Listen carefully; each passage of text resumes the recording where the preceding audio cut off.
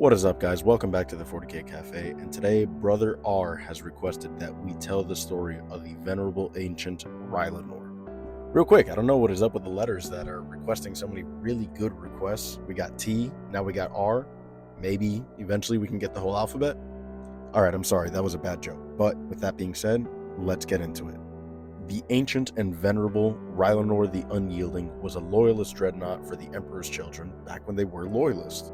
We don't know much of Rylanor's history when he was a space marine, but we do know that at one point he was heavily injured and was placed in the Contemptor pattern dreadnought.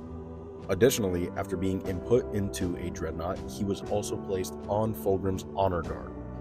As we know, the Emperor's children went in the direction of conducting more and more strange experiments throughout their legion.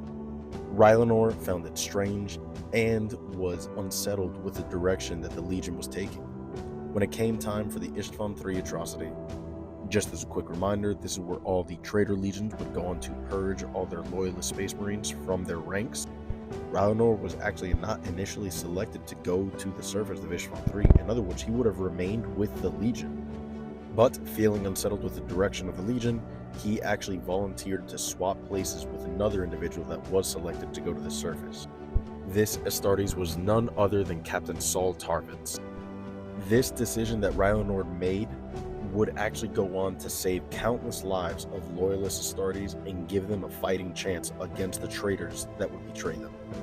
On the surface, Rylanor would rally any of the surviving loyalist Emperor's children against their traitorous kin.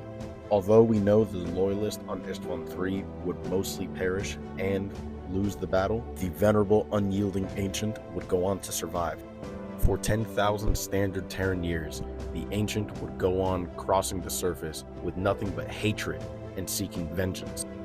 He sought to eliminate the only person that he truly blamed for the fall of the Emperor's children, his own Primarch Fulgrim. Rylanor would eventually stumble upon an unexploded and still intact virus bomb that was still left on the surface of Ishtvan III.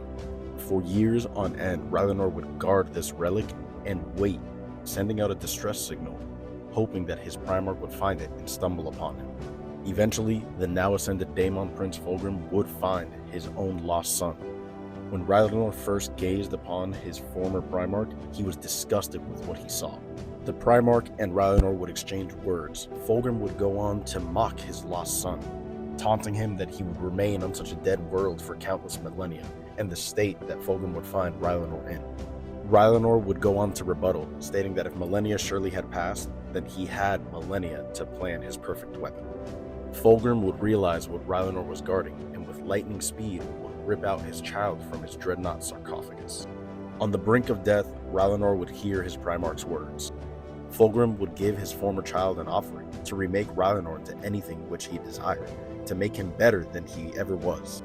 Ironically, this would be the Ancient's greatest fear, to become that which he hated most. With this, Rylanor would utter his final words before setting off the virus bomb. The Ancient would proudly proclaim, "Never. All that we have left between us is that we will die together. I am Rylanor of the Emperor's children, the Ancient of Rights, Venerable of the Palatine host, and proud servant of the Emperor of mankind, beloved by all. I reject you, now and always." And with that, the virus bomb would go off.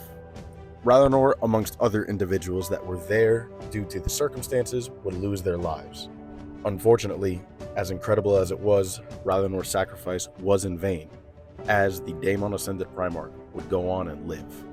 But this would become one of my favorite moments in all of 40k lore. Truly incredible and powerful. With that, I pass on the story of the Venerable Ancient Rylanor. Drop in the comments what you want to hear next, and follow for more.